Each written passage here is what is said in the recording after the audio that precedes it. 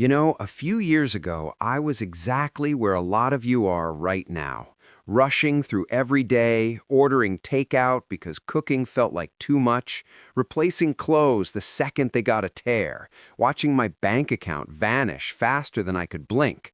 Life was loud, screens were constant, and I was just tired all the time. Then one quiet Sunday morning, I pulled out this dusty old recipe notebook that used to belong to my grandma. I started reading her handwritten notes, the little tips she'd jotted down, and something inside me shifted. I decided to try it her way, planning meals for the week, patching up that shirt I loved instead of throwing it away, actually enjoying time in the kitchen. And honestly, it wasn't going back in time. It was finally coming home to myself. Now, in 2026, with prices still climbing and everything feeling faster and more expensive, I'm noticing more and more people doing the same, quietly returning to those old housewife habits, not out of nostalgia, but because they actually work. They stretch money, they create calm, they make a house feel like a real home again. If you've been feeling that same quiet pull to simplify, to make things last, to breathe easier in the middle of all this chaos, stay with me. Hit subscribe right now so you don't miss any part of this series. We're going to unpack exactly why this is happening and how you can start small today. Let's rediscover what really works. See you in the next one. Something quiet is happening in American homes right now. Walk through any neighborhood in 2026 and you might notice it. The air smells different on Sunday mornings. Kitchens are busier. People are spending more time at home, not because they have to, but because they're choosing to. And if you look closer, you'll see something unexpected. Habits that seemed to vanish decades ago are coming back. Not loudly, not as a movement, just quietly, in living rooms and kitchens, in the way people organize their weeks and think about their time. These aren't new habits, they're old ones. The kind that used to fill American homes in a different era. The kind that grandmothers remember. Mending clothes instead of replacing them. Planning meals days ahead. Making things last. Finding pride in the small, repetitive work of keeping a home running smoothly. It feels strange to say it, but in 2026, with all our technology and convenience, these rhythms are returning. And the interesting part is this: the people bringing them back aren't trying to recreate the past, they're just trying to survive the present. Life costs more than it used to. Everything moves faster. There's noise everywhere, screens in every room, and decisions to make every single minute. Somewhere in that rush, people started looking backward, not out of nostalgia, but out of necessity. They started asking questions. How did people manage before all this convenience? How did they stretch a dollar? How did they find calm in the chaos of daily life? And in asking those questions, they found answers in places they didn't expect, in old notebooks, in the way their grandmothers moved through a kitchen, in habits that once seemed outdated, even a little embarrassing. The shift is happening in unexpected places. Young families in suburban homes, single people in city apartments, retirees who remember these habits from childhood and are rediscovering why they mattered. It's crossing generations, crossing backgrounds, showing up in conversations that start with frustration about money and end with curiosity about how things used to work. There's a texture to this change that's hard to capture. It's not about buying into a lifestyle brand or following an influencer's guide to vintage living. It's more personal than that, more private. It's happening in moments when someone realizes they can't afford to keep living the way they've been living, when convenience stops feeling convenient and starts feeling expensive, when the easy choice becomes the choice they can't keep making. So why now? Why, in the middle of a world more advanced than ever, are Americans reaching back to a time when things were slower, simpler, more deliberate? Why are people who've never darned a sock suddenly learning how? Why are meal planning notebooks selling out?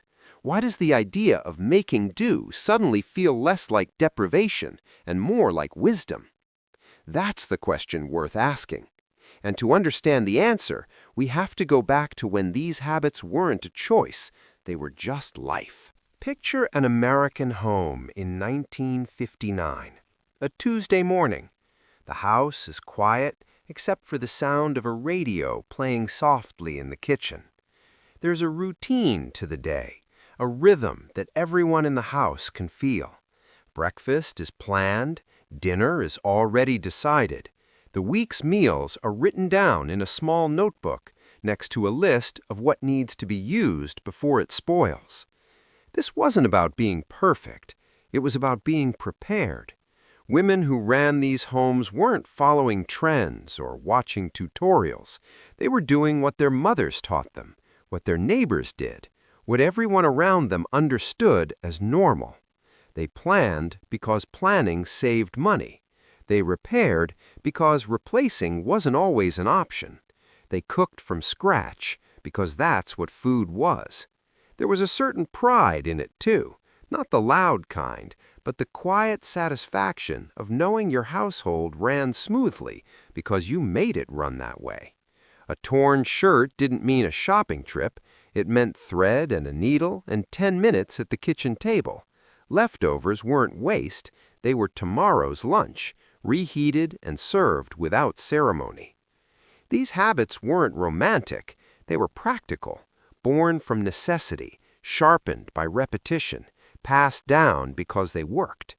A housewife in 1965 didn't think of herself as preserving tradition. She was just getting through the week. But in doing so, she built something, a kind of knowledge, a feel for timing, for resourcefulness, for making do. The kitchen was the center of it all. That's where the real work happened, where flour and butter became dinner, where yesterday's bread became today's pudding, where nothing was thrown away if it could be saved, stretched, or transformed. The women who worked in these kitchens knew their ingredients. They knew what a chicken could become over 3 days. They knew how to make a pot of soup feed a family twice. Walk into one of these homes on a Saturday and you'd see it all in action. Clothes hanging on the line, not because dryers didn't exist, but because sunshine was free. Jars of preserved vegetables lined up in the pantry, each one labeled in careful handwriting. A sewing basket near the chair by the window, always within reach. These weren't decorations, they were tools. There was a language to this work that everyone understood. Neighbors traded recipes, yes, but they also traded knowledge. How to get a stain out of cotton, when to buy chicken because it would be on sale, which cuts of meat stretched furthest, how to make gravy from pan drippings instead of buying it in a jar. This information moved between homes like currency, valuable because it was useful. It wasn't glamorous, it was repetitive, tiring, sometimes isolating. The same tasks every day, every week, every season. But it was also deeply intentional. Every action had a reason, every habit had a purpose. And in that purpose, there was a kind of control, a sense that no matter what happened outside the home, inside it, things would be okay, because someone was paying attention, someone was planning, someone was making it work. There was also a rhythm to the year that shaped everything. Spring meant different work than fall. Summer meant preserving what would be needed in winter. The calendar dictated the kitchen, and the kitchen dictated the household. It was a cycle that repeated, reliable and steady, year after year. Then something shifted. Slowly at first, then all at once. The world got faster, companies got smarter, and convenience became something you could buy. It started with small things. Cake mixes instead of recipes, frozen dinners instead of Sunday prep, disposable everything. Each innovation promised the same thing: more time, less work, easier living. And it was easier. That part was true. A meal that used to take 2 hours could now take 20 minutes. Clothes that needed mending could just be replaced. Planning ahead became less necessary when everything was available all the time, just a store away, just a purchase away. the marketplace expanded, and with it, the options. Why save when you could buy? Why fix when you could replace? Why plan when you could improvise? The culture changed around these new possibilities. Advertisements painted pictures of modern life where ease was everything, where the smart choice was the fast choice, where progress meant moving away from the old ways, not holding on to them. And for a while, it felt like progress. It felt like freedom. Supermarkets grew bigger, aisles grew longer, choices multiplied. You could buy bread, or you could buy a dozen types of bread. You could get fresh vegetables, or frozen, or canned, or pre-cut, or pre-seasoned. Every problem had a product. Every inconvenience had a solution you could purchase. The act of shopping itself became easier. No more knowing the butcher's name, no more planning trips around what would spoil. Just grab what you need when you need it. The skills didn't disappear overnight. They faded, quietly, across a generation, then two. Mothers who grew up mending clothes didn't always teach their daughters. Daughters who grew up with microwaves didn't learn to stretch ingredients. The knowledge was still there, somewhere, but it wasn't being passed down the same way. It wasn't needed the same way. Kitchens changed, too. They got more gadgets, more appliances, more specialized tools for specialized tasks. But they saw less cooking, less of the slow, all-day preparation that used to define Sundays. The smells changed, the sounds changed. The time spent in that room doing the old work gradually diminished, replaced by time spent doing other things, things that felt more important, more modern, more aligned with the future everyone was rushing toward. And so a gap formed between what people used to know and what they needed to know, between the habits that once kept households running and the new habits that replaced them. For decades, this felt fine. The new ways worked. They were convenient, accessible, efficient. Why look back when everything you needed was right in front of you? The economy supported this shift. Jobs changed, incomes rose. Two-income households became common, then normal, then necessary. The time that used to go into household management went elsewhere, into careers, into commutes, into the faster pace that modern life demanded.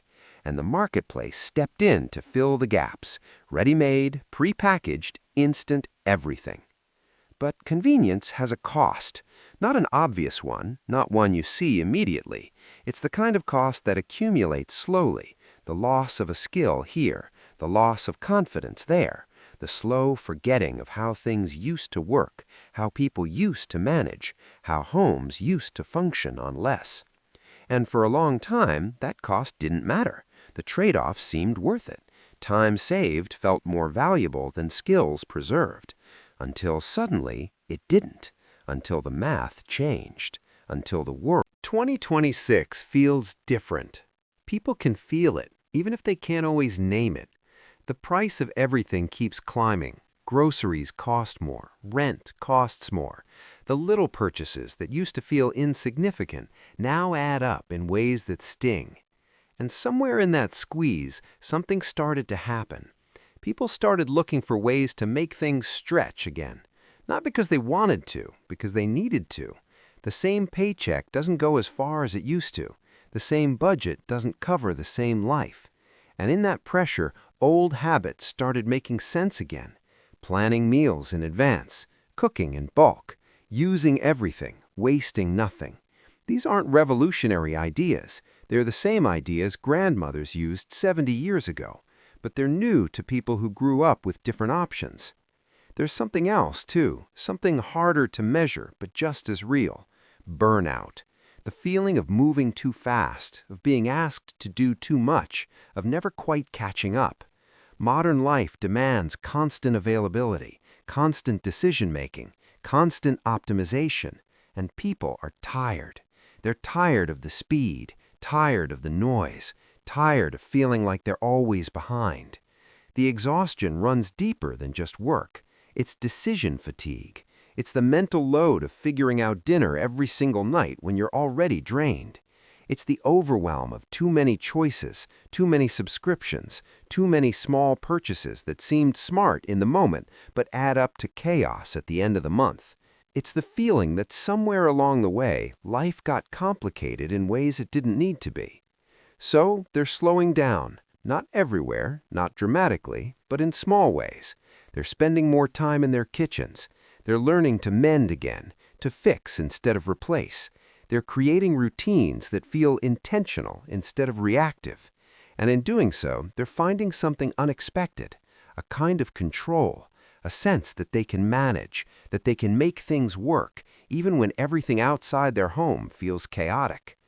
Many Americans are noticing this shift in themselves. The satisfaction of cooking a full meal instead of ordering out. The calm of knowing what dinner will be before the day gets away from them. The small pride of fixing something broken instead of throwing it away. These aren't big moments, they're quiet ones, but they're adding up. People are talking about it too, in careful conversations with friends, in online communities where people share their small victories. Someone mentions they started baking their own bread and saved money. Someone else says they learned to hem their own pants. Another person shares how meal planning changed their whole week. The stories are personal, but they're also universal. Everyone understands the same pressures. Everyone is looking for the same kind of relief. This isn't about rejecting modern life. It's about finding balance within it. It's about rediscovering that there are ways to live that don't require spending more, consuming more, rushing more. Ways that their grandmothers knew. Ways that work. Ways that create breathing room in budgets that have been stretched too thin for too long. There's also a growing awareness that some of the convenience that was supposed to make life easier actually made it more expensive, that buying solutions to every problem costs more than solving some of those problems yourself, that skills have value, that knowledge has worth, that the ability to make do isn't just about saving money, it's about freedom, about not being dependent on having to purchase your way through every challenge. The shift is happening one household at a time. One person realizing they can't keep spending like they have been. One family deciding to try something different.